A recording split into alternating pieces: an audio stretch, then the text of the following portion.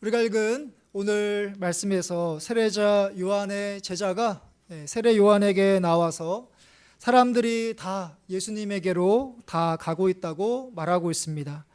26절의 말씀을 보시면 그들이 요한에게 가서 이르되 랍비여 선생님과 함께 요단강 저편에 있더니 곧 선생님이 증언하시던 이가 세례를 베풀매 사람이 다 그에게로 가더이다. 이 당시 예수님과 세례자 요한 모두 세례를 베풀고 있었는데 예수님은 제자들과 함께 유대 땅에서, 그리고 세례자 요한은 에논이라는 땅에서 바로 세례를 베풀고 있었습니다. 이 순간 세례자 요한의 제자가 와서 예수님에게로 사람들이 다 가고 있다고 전합니다. 아니, 정확히는 예수님을 가리켜서 요단강 저편에 있던 이, 선생님이 증언하시던 이입니다. 요한을 가리켜 선생님이라고 부르면서 예수님을 그런 식으로 부릅니다. 이뿐만 아니라 예수님이 세례를 베풀고 있다는 그의 말은 사실이 아닙니다. 요한복음 4장 1절부터 2절의 말씀을 보면 예수님이 세례를 베푸는 수가 그분의 세례자 요한보다 많다는 소문이 있었는데 실제는 예수님께서 세례를 베푸신 것이 아니라 예수님의 제자들이 세례를 베풀고 있었습니다. 세례자 요한의 제자는 자신의 스승을 따르던, 그러니까 세례자 요한을 따르던 사람들보다 이제 예수님을 따르는 사람들이 많은 상황에 불안해합니다. 여기에 유대인까지 가세하여 세례자 요한을 압박하고 있습니다. 세례자 요한의 제자처럼 우리는 경쟁주의로 세상을 바라보는 사람들에 둘러싸여 있습니다. 이들은 눈에 보이는 사람의 수, 또한 재정, 그리고 건물에 따라 성공과 실패를 가릅니다. 우리를 위한답시고 하는 조언과 충고라 하지만 속을 들여다보면 자신을 위한 경우가 대부분입니다. 자신이 얼마나 경험과 지식이 많은지를 자랑하고 싶어 하기도 합니다. 자신이 생각하고 그리던 모습과 달라지는 것에 대하여 못마땅해 합니다. 세례자 요한의 제자가 바로 그러했습니다. 스승인 세례자 요한을 진정으로 생각하는 마음이기보다는 자신이 속해 있었던 세례자 요한 공동체가 사람들이 줄어드는 가운데 위축되는 것에 대하여 두려워하는 마음이 있었던 것이죠. 세례를 받으려고 몰려드는, 그러니까 세례자 요한에게 몰려드는 것을 보면서 바로 이거다 라고 생각하기에 자신이 따르기 시작했는데 이제 많은 사람들이 예수님께로 가는 걸 보면서 차마 보기 힘들어서 스승에게 나아왔던 것입니다. 이 세례자 요한의 제자가 일반 유대인들보다 훨씬 더 경건했던 그런 사람이었을 것인데 예수님에게 몰리는 그 모습을 그는 받아들이지 못합니다. 이 제자가 자신이 여전히 자기 입장에서 이 상황을 바라보고 있다는 것을 잘 알지 못하는 것처럼 우리도 신앙생활 하면서 우리가 얼마나 세상에 물들어 있는지, 세상의 가치관, 세속주의에 얼마나 물들어 있는지 우리가 미처 깨닫지 못할 때가 참 많습니다. 저도 그 중에 한 사람입니다. 우리 교회가 많은 사람들에게 더 알려지고 더 많은 사람이 오기를 바라는 마음이 간절합니다. 예수 믿지 않는 사람도 와서 세례를 받고 예수 믿는 신앙의 길을 걸어갔으면 참 좋겠다라는 그런 마음이 당연히 있습니다. 이렇게 영혼을 사랑하는 마음 한켠에는 그래야지만 내가 다른 사람들 보기에 성공적인 목회자로 인정받을 수 있지 않을까 하는 인간적인 마음이 제 가운데 자리 잡고 있다는 것을 보게 됩니다. 세례자 요한의 그 제자처럼 내가 여전히 예수 믿기 전에 세속적이며 자기 중심적인 마음과 행동으로 살아가고 있지는 않은지, 또는 그런 사람들로부터 내가 어떠한 시험과 유혹을 받고 있지는 않은지 여러분 자신을 돌아볼 수 있기를 바랍니다.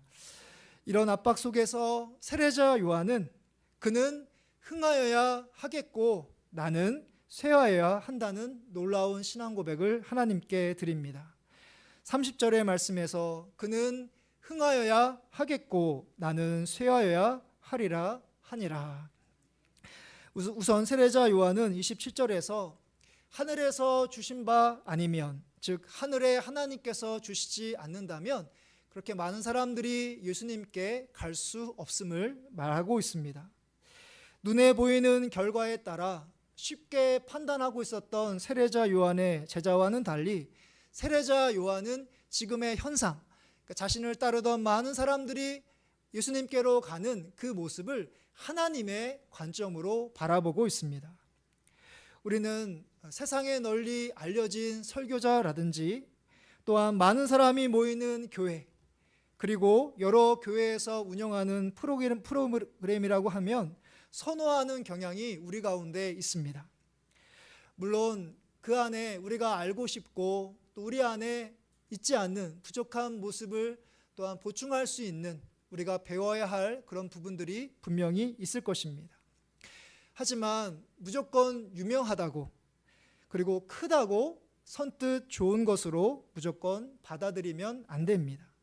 그 가운데 성경적이고 정말 하나님께서 기뻐하시고 원하시는 것인지, 하나님께 진정으로 영광이 되는 그러한 사역과 삶과 프로그램인지 우리가 분별할 수 있는 지혜가 우리들 가운데 있기를 간절히 바랍니다.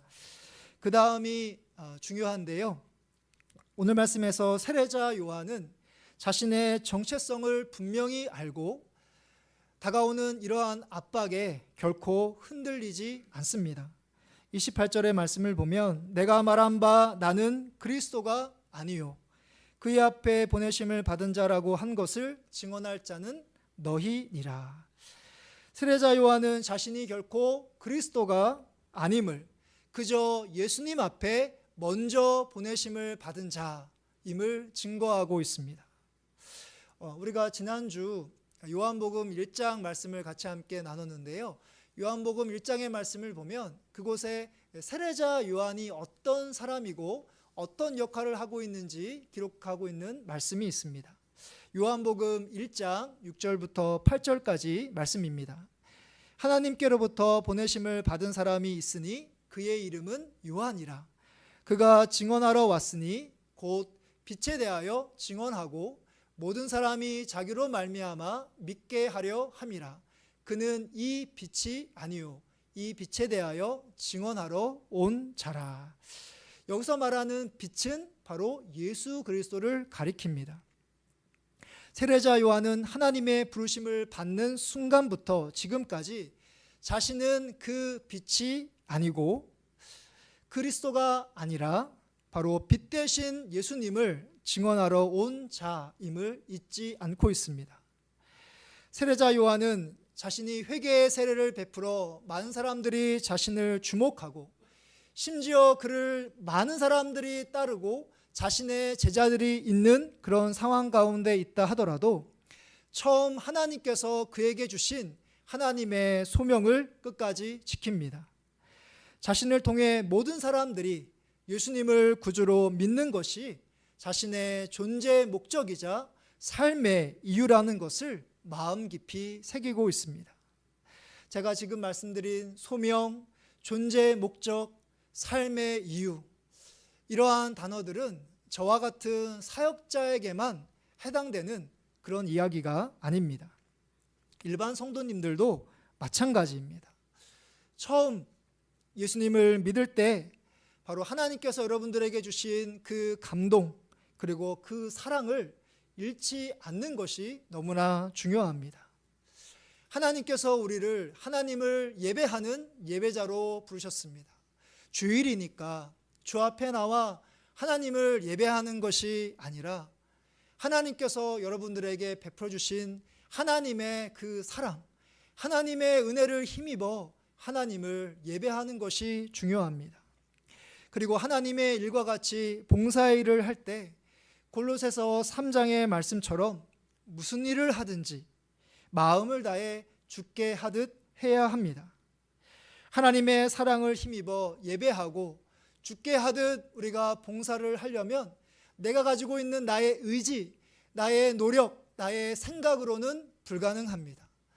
형식적으로 습관적으로 신앙생활을 하는 것도 마찬가지입니다. 우리는 다시 처음으로 돌아가야 합니다.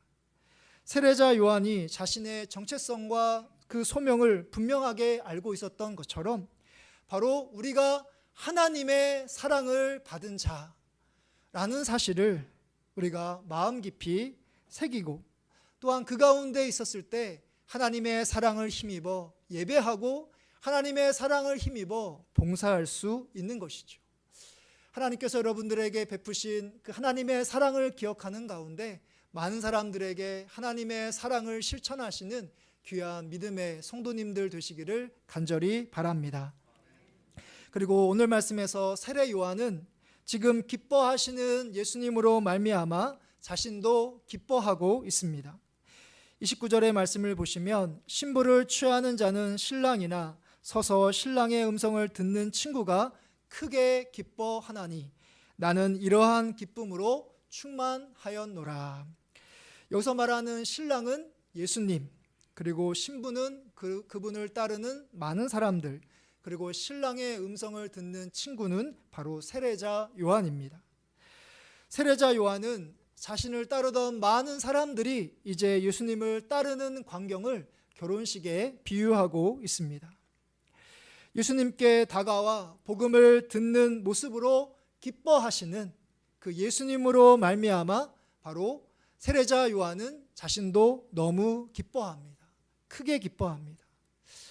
자신을 따르던 사람들이 하나 둘씩 떠나 점점 많은 사람들의 관심과 주목을 받지 못하는 인간적인 그런 슬픔과 그 아쉬움보다도 예수님께서 기뻐하시는 모습을 보면서 바로 그 기쁨이 세례자 요한 가운데 충만했던 것이죠. 사도 바울이 쓴 기쁨의 서신 빌립보서를 보면 사도 바울은 우리를 향하여 항상 기뻐하라 라고 우리에게 권면하고 있습니다. 항상 기뻐하라. 이 말씀을 드릴 때면 전혀 현실적이지 않고 우리에게는 불가능한 것처럼 그리고 이상적인 그런 명령으로 우리가 들립니다.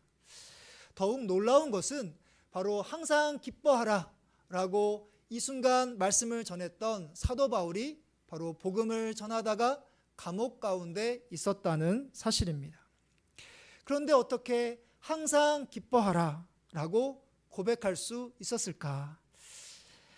그건 감옥에 갇히게 된 것이 바울이 뜻하지 않는 일이기는 하지만 바로 그곳에서도 그가 복음을 전할 수 있기 때문입니다.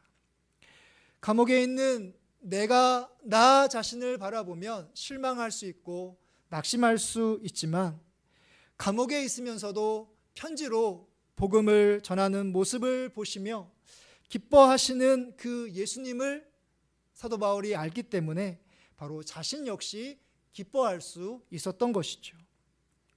우리가 항상 기뻐하지 못하는 이유는 바로 기쁨의 기준이 여전히 나에게 있기 때문입니다.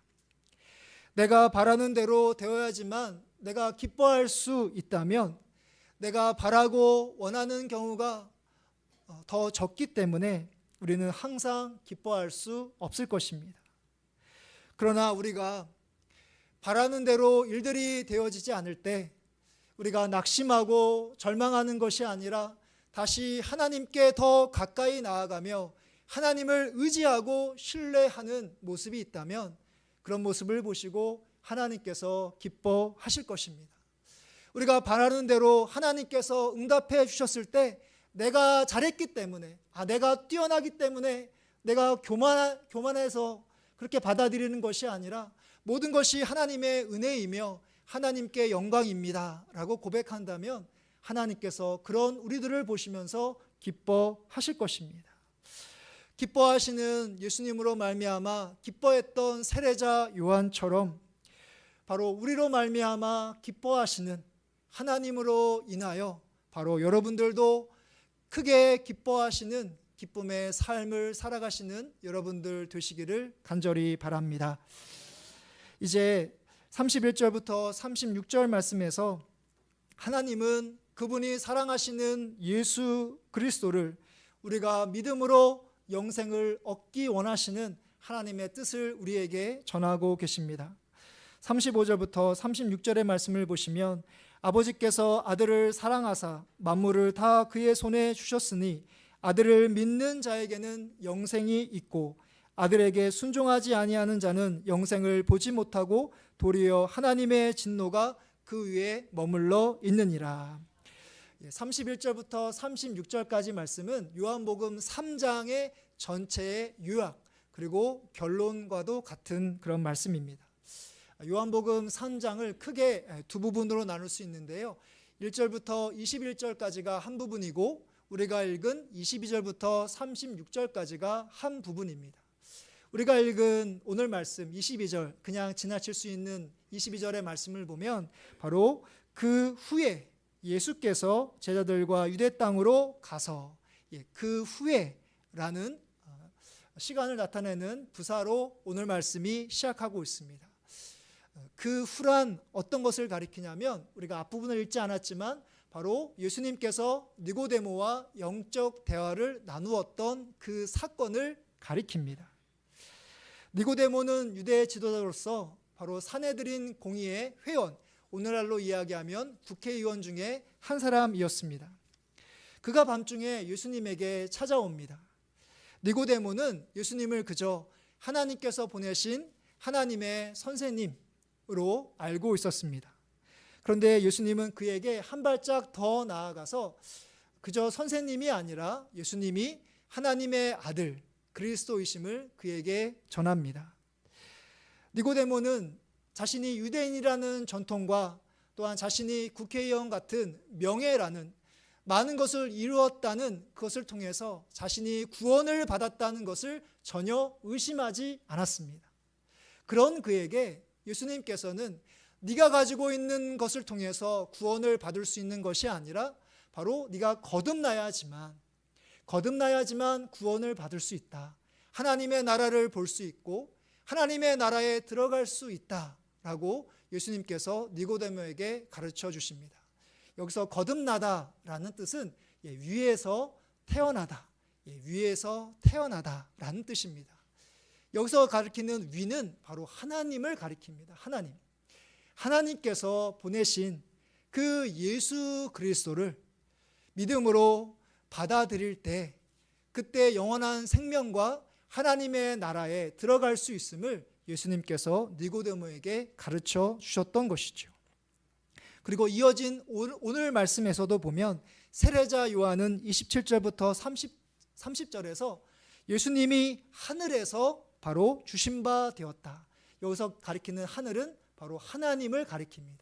그러니까 세례자 요한은 바로 하나님께서 예수님을 이 땅 가운데 우리를 구원해 주실 바로 구주로 보내셨음을 분명하게 밝히고 있었던 것이죠. 이제 오늘 말씀을 마무리하려고 합니다. 요한복음 3장에 나온 예수님과 니고데모의 영적 대화, 그리고 오늘 말씀에 나타난 세례자 요한의 증언을 통해서 예수님은 바로 하나님께서 우리에게 보내신 하나님의 아들 그리고 그리스도이심을, 그래서 그분을 믿는 자들은 영생을 얻을 수 있다는 바로 복음을 우리에게 선포하십니다. 우리가 읽지는 않았지만 요한복음 3장에는 바로 복음 중에 복음이라 할 수 있는 귀한 말씀이 담겨져 있습니다. 바로 니고데모와 영적 대화를 마치시고 예수님께서 하신 말씀입니다. 요한복음 3장 16절 말씀입니다. 요한복음 3장 16절 같이 함께 우리 읽어보도록 하겠습니다. 하나님이 세상을 이처럼 사랑하사 독생자를 주셨으니 이는 그를 믿는 자마다 멸망하지 않고 영생을 얻게 하려 하심이라. 아멘. 이 말씀대로 바로 하나님께서 여러분들을 사랑하십니다. 하나님께서 사랑하신 그 세상에 바로 내가 포함되어 있습니다. 하나님께서 나를 사랑하시기 때문에 죄악으로 죽을 수밖에 없는 우리들을 구원하시고자 하나님에게 가장 귀하신 독생자를 이 세상에 보내주셨습니다.